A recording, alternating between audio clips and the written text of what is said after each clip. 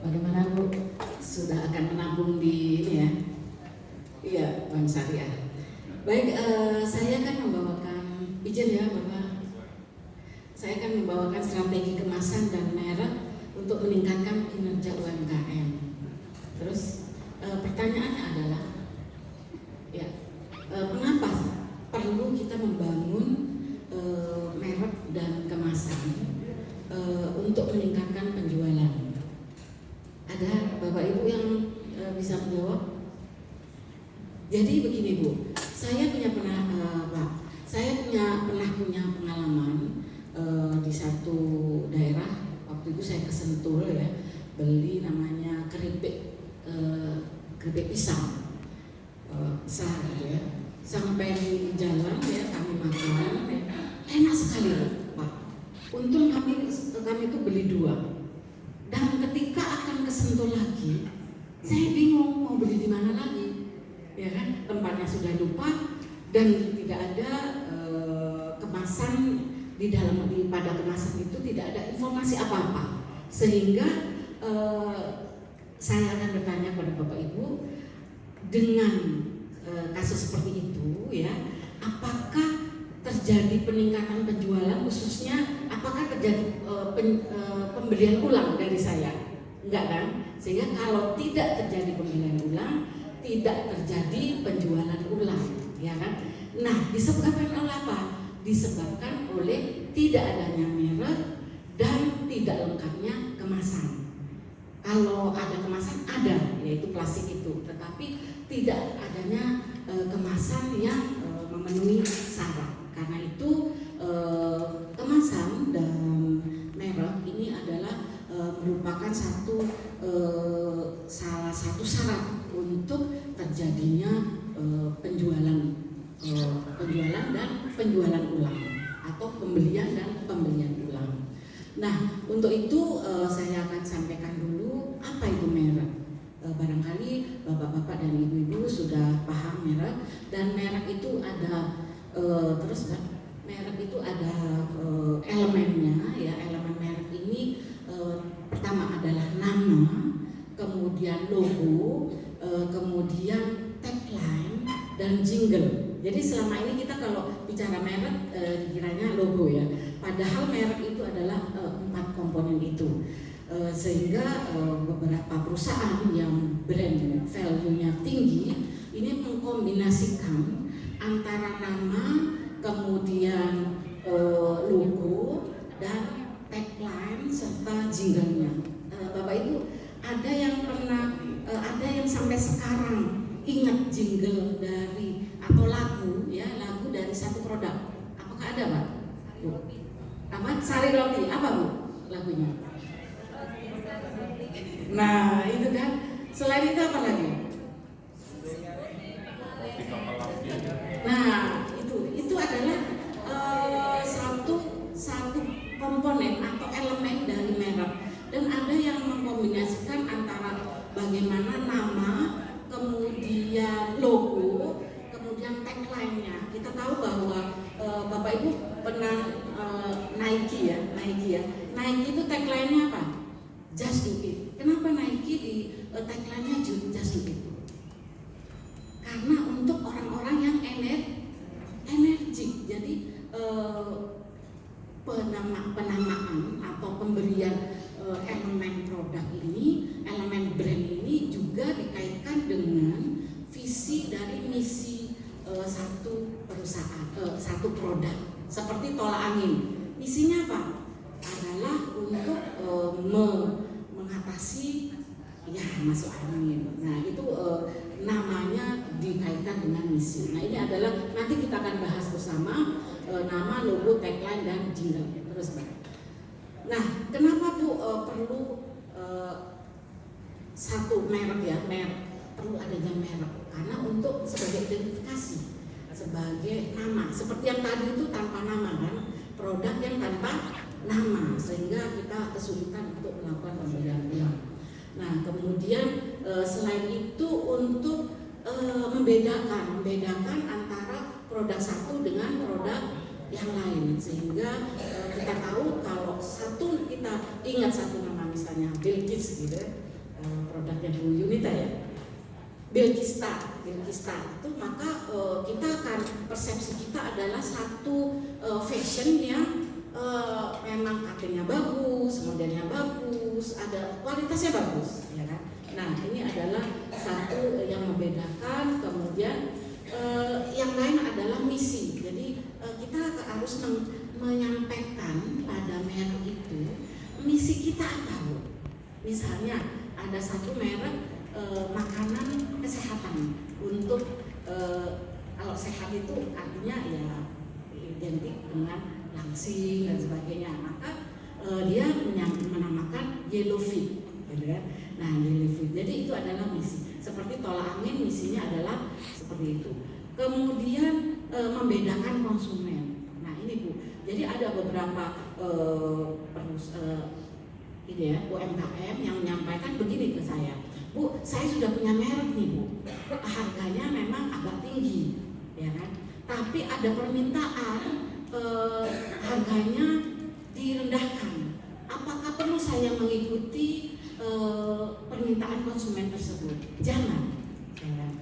Tetap Bapak dengan harga yang sekian dengan kualitas yang bagus, tetap merek itu jangan dikotori, ya kan? Artinya merek itu untuk segmentasi tertentu, target pasar tertentu. Nah, kemudian kalau Bapak ingin second kualitas ya, kualitas KW2 lah itu, maka harus Bapak bikin merek lagi, gitu kan? Seperti yang dilakukan oleh Toyota. Toyota kan coba kalau semua namanya Alphard, ya kan? Maka tidak akan rasa nyaman orang yang menggunakan Alphard yang memang menengah ke atas, karena itu ada yang Avanza, ada yang lagi di bawahnya lagi, kemudian ada yang sampai kemudian naik lagi. Dan Toyota bikin Lexus, ya kan? Lexus untuk bersaing dengan yang lebih mewah lagi. Jadi seperti itu. Karena itu pertanyaan tersebut saya jawab seperti itu. Karena memang membedakan konsumen juga, gitu. Sehingga Bapak Ibu nanti akan memilih merek seperti apa dan kemasan seperti apa, ditentukan atau disesuaikan dengan target pasar ibu-ibu. Nanti akan saya sampaikan contoh-contoh dari kemasan yang bagus. Pasti ibu akan mikir, wah kalau kemasan ini dijual di pasar misalnya, ada yang beli, gitu kan? Nah karena itu ibu-ibu harus menetapkan target pasar yang menengah ke atas. Pada saat COVID kemarin itu yang UMKM gulung tikar, banyak yang gulung tikar. Saya sampaikan kita harus inovatif, jadi harus bergeser dari target pasar yang menengah ke bawah ke menengah ke atas. Kenapa Bu? Karena menengah ke bawah, maaf, ekonominya sedang puncak. Tapi kalau menengah ke atas itu walaupun COVID tetap aja Bu, benar nggak Bu? Tetap saja mereka memenuhi ketika sudah nggak lockdown memenuhi mal-mal, sehingga yang punya daya beli tinggi itu adalah yang menengah ke atas. Karena itu Bapak Ibu harus switch untuk yang menyajikan baik makanan, baik fashion itu untuk yang menengah ke atas, tentu dengan syarat-syarat tertentu, yaitu kualitasnya tinggi, ya kan? Dan kualitas tinggi di dalam produk itu sendiri harus ada kemasan dan merek yang berbeda, yang eksklusif, gitu kan? Nah karena itu nanti akan saya sampaikan kemasan yang bagus. Karena itu Bapak Ibu harus target pasarnya harus meningkat, menengah ke atas. Dengan target pasar yang menengah ke atas Bapak Ibu, maka margin Bapak Ibu akan bertambah, ya kan? Marginnya akan tambah. Kalau keuntungannya tadinya ibu-ibu menengah ke atas karena menengah ke bawah karena nggak dikemas, ya kan? Kalau tadi keuntungannya hanya misalnya per 10 sampai 20 ribu, kalau Bapak Ibu bisa menyampaikan untuk menengah ke atas dengan syarat kualitas dan kemasan yang bagus, maka tentu saja akan meningkat. Bisa Bapak Ibu jual 160 atau dengan keuntungan 50 ribu, 5 kali atau 3 kali lipatnya. Ada yang beli? Ada, karena yang menengah ke atas itu daya belinya tinggi, ya kan? Asal Bapak Ibu paham sekali target target pasar yang kita bidik gitu. Nah ini kaitan dengan merek. Nah selanjutnya, nah ini syarat merek itu apa? Syarat merek itu mudah diingat Bapak Ibu. Ini bagi pengusaha yang anak-anak muda itu biasanya bikin merek itu yang kita susah ingatnya, ya nggak? Benar nggak Bu? Saya mau pernah beli makanan kekinian Bu, apa ya? Sampai saya telepon anak saya yang lagi kerja, kemarin kita beli apa ya? Gitu, susah banget mengingatnya. Sehingga ini yang harus Bapak Ibu pahami, yang mudah aja Bu, sederhana. Ibu-ibu, bapak-bapak, apa produk yang terkenal yang ibu tahu? Apa Bu? Yang ibu ingat apa Bu? Contohnya apa? Apa Bu? Pizza Hut. Itu kan sederhana Bu. Pizza Hut. Dan ya, apa Bu lagi Bu? Apa Pak? Aqua, gitu kan? Aqua, cuma satu kata aqua. Gitu. Apa lagi Bu? Sehingga aqua menjadi satu merek yang identik dengan air mineral gitu. Ya. Nah, apa lagi Pak? Pepsodent. Ya, itu adalah produk-produk yang kita sebut dengan brand value-nya sudah tinggi. Ya. Apakah bisa UMKM mencapai brand value yang tinggi? Bisa, Ibu Yunita pernah punya brand yang Bilkista ya, itu brand value-nya tinggi, minimal di sepasar Tanah Abang. Apa Bu? Brand value tinggi itu yaitu yang nama produk itu sudah di depan kepala kita. Jadi semua sudah tahu. Seperti Aqua, siapa sih yang nggak tahu Aqua? Benar nggak? Ya kan? Pizza Hut semua udah tahu. Ya kan? Nah itu adalah brand value-nya tinggi. Bisa Bu. Dengan cara apa nanti kita akan sampaikan ya. Baik, syaratnya mudah diingat, kemudian mengandung isi, kemudian menghubungkan dengan hal lain. Nah ini Bu, Kijang dulu itu kan nggak ngetop Bu, ya kan? Tapi begitu ngetop karena Kijang adalah binatang yang semua orang Indonesia tahu, ya kan? Nah itu adalah salah satu cara membuat nama yang diasosiasikan, dihubungkan dengan binatang atau hal lain yang memang sudah terkenal. Gitu. Baik, lanjut. Nah, strategi merek itu ada dua. Nah, kalau kita tadi kan supaya merek dan kemasan itu bisa meningkatkan penjualan, kita harus punya strategi. Tapi saya bagi menjadi dua, strategi pengembangan membangun merek dan strategi untuk mempertahankan merek. Ya. Nah ini contoh ya strategi mempertahankan merek itu saya ambil dari contohnya dari Bu Yenita. Saya sudah wawancara ya, kalau Bu Indra tadi baru mewawancarai saya sudah. Nah di mana Bu Yunita pernah mereknya itu sudah brand value, nilainya sudah tinggi ya, sudah tinggi tetapi bisa jatuh ya kan sampai sekarang. Nanti kamu target lagi Bu, harus menguasai Tanah Abang, tidak hanya sekedar Tanah Abang, ya kan, seluruh pasar, gitu. Amin ya Rabbal Alamin. Tidak hanya pasar, tetapi kalau bisa masuk mall, nah itu berarti brandnya sudah meningkat. Nah, baik, strategi membangun merek dulu, Mbak. Nah, kurang jelas ya. Apa Bu syarat untuk atau strategi membangun merek ini? Ibu harus paham elemen merek itu. Apa tadi? Yaitu logo, nama. Jadi bikin logo itu yang punya arti ya, punya makna. Namanya juga bisa mudah diingat, diasosiasikan atau mengandung misi, misalnya tolak angin gitu kan.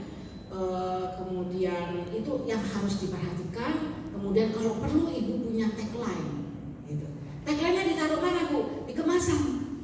Jadi ada kemasan dari jauh itu udah tahu nih, oh ini mereknya misalnya misalnya merek apa Bu, coba Bu? Ibu mereknya apa Bu? Misalnya merek saya Pak Bilkista gitu ya, tapi ada tagline-nya dari jauh kita tahu.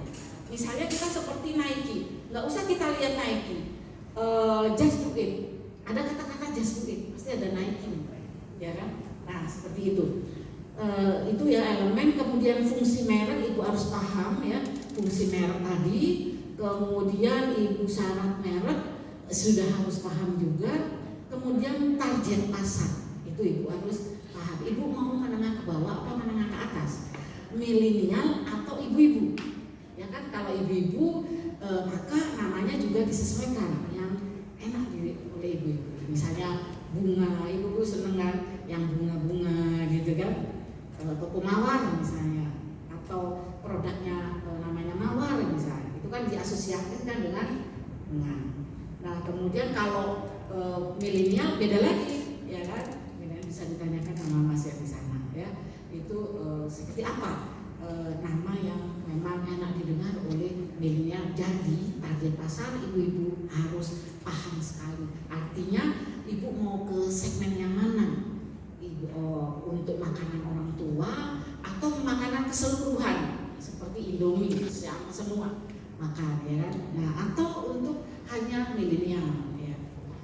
Nah kemudian setelah ibu paham ini, ibu harus menentukan elemennya seperti apa, syaratnya bagaimana, fungsi yang ibu inginkan seperti apa, kemudian target pasarnya mana, maka itu dirangkum jadi satu. Ibu mulai membangun sebuah merek ya kan. Nah mulai membangun sebuah merek. Nah selanjutnya apa Bu? Selanjutnya terus saja berjalan ya, promosi dilakukan ya tetap, dan semua yang pernah merasakan menggunakan produk-produk ibu akan kembali lagi ke produk ibu dengan syarat itu tadi, mudah diingat, syarat-syarat harus dipatuhi ya.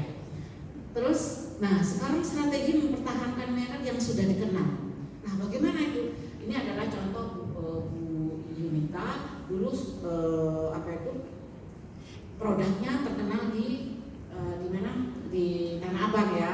Kemudian Bu Yunita waktu itu belum paham bahwa nilai mereknya itu mahal, tinggi gitu kan. Belum paham nilai mereknya tinggi, sehingga karena tidak paham maka tidak mempunyai kemampuan untuk mempertahankan gitu.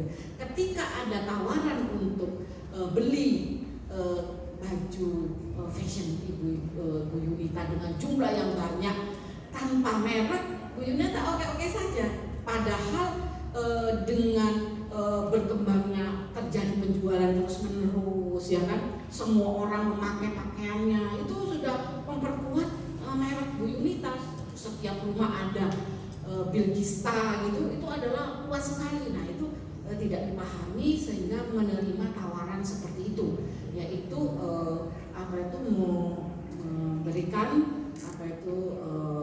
memberikan tawaran atau memberikan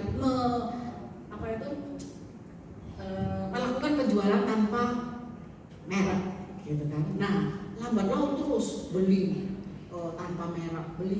Akhirnya Bilkista pada saat ini baru dipahami hilang dari pasaran, diganti dengan merek yang lain. Nah harusnya ketika Bu Yunita paham tentang nilai mereknya, maka harus dilakukan promosi lagi, karena harus naik lagi, promosi lagi. Bagaimana caranya? Promosi sekitar di Tanah Abang dulu ya kan. Pokoknya Bilkista menetaplah di Tanah Abang, diperkuat dengan promosi terus menerus ya.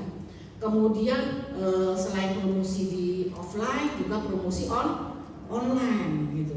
Kemudian apalagi menciptakan keterlibatan dengan konsumen. Jadi bikin bikin persatuan ibu-ibu. Saya nanti minta waktu dari Bu Leni katanya. Tadi sudah transaksi. Kemudian jadi harus menciptakan keterkaitan antara konsumen. Jadi kita bikin perkumpulan yang misalnya seperti Pajero Club gitu kan, atau Bilkista Club gitu kan. Jadi khusus, atau kemudian naik piknik bareng-bareng gitu kan dengan pakaian Bilkista gitu kan. Itu jadi menciptakan engagement atau keterkaitan antara konsumen dan produsen. Nah, ibu-ibu juga yang baru membangun juga bisa melakukan itu Bu, untuk memperkuat supaya merek itu ada di pikiran semua orang, semua konsumen. Nah kemudian apalagi komunitas, kemudian ya bikin komunitas dan engagement atau keterkaitan antara konsumen dan produsen. Nah bisa dilakukan dengan cara apa?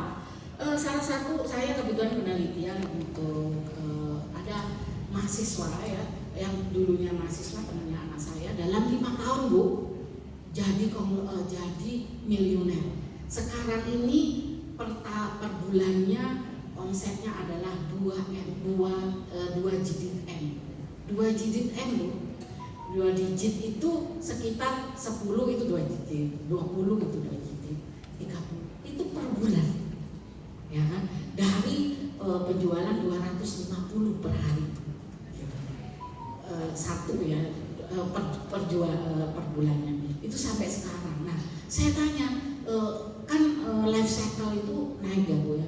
Ya seperti Bu Yudita Belgista terus turun kan, dia kenapa naik tetap terus naik karena dia setiap saat pada setiap level tahapannya itu dia selalu mempertahankan kualitasnya ya kan. Kalau logonya sudah benar, nama mereknya sudah benar, Yellow Fit ya kan, kemudian logonya diubah ketika produknya bertambah. Tadinya 1 jenis, kemudian jadi 4, diubah lagi logonya. Nah kemudian apa yang menyebabkan yaitu dia selalu berkontak dengan konsumennya, khususnya konsumen yang tadinya berlangganan tidak berlangganan. Jadi Yellow Fit itu adalah catering makanan sehat Bu. Jadi biasanya cateringnya itu bisa seminggu, 2 minggu, sebulan, 2 bulan gitu kan. Nah ini yang rajin gitu, yang artinya sudah berbulan-bulan sebagai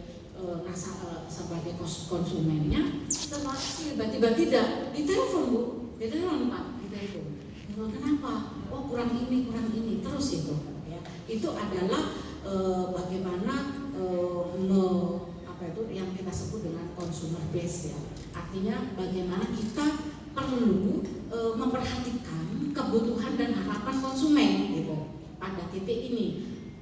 Kalau Ibu bertanya Bu, kalau ada untuk membangun merek bisa nggak Bu? Bisa Bu.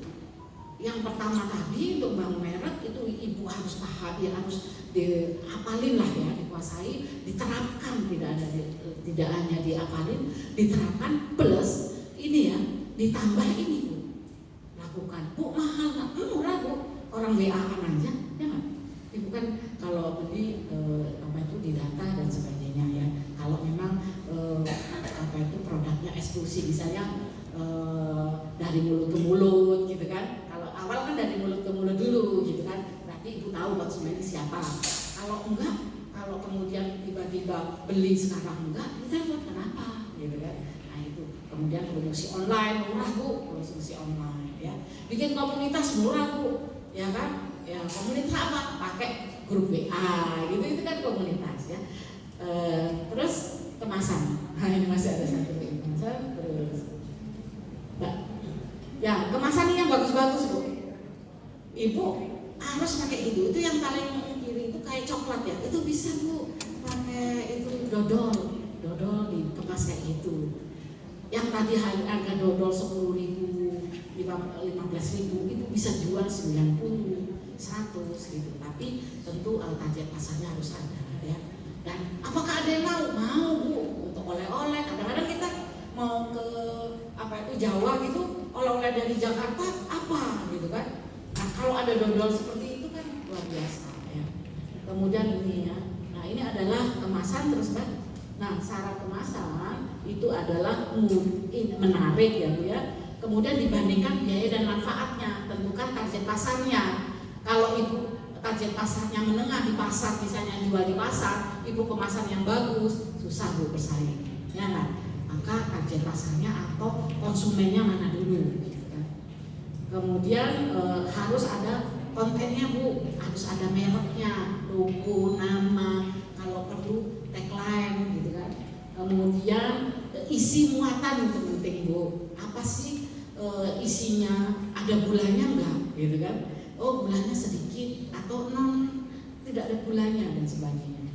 Kemudian produksi expirednya kapan, kemudian kekhususannya apa, itu harus ada di dalam kemasan, ya Bu ya. Nah ditambahin lagi kalau ibu-ibu brandnya belum, brand value-nya belum tinggi atau baru memulai, satu lagi nomor HP ibu, ya, supaya kalau enak bisa langsung ditelepon, ya. Nah ada waktu di Bogor itu Bu, saya nggak enak Bu kalau dikasih nomor HP, nanti apa itu namanya, apa itu distributor saya apa yang jual itu, ya, ya reseller, ya. Reseller saya nanti bagaimana? Ya ibu harus pandai-pandai ya, bisa dengan yaitu mereknya 2 yang langsung jual langsung dengan reseller gitu kan, atau sama tapi apa itu nanti ditambahkan harganya dan sebagainya. Ini harga reseller, kemudian harga jual harus sekian, barang sama gitu kan. Nah ibu bisa pakai harga yang langsung dengan harga jual sama dengan harga jual reseller.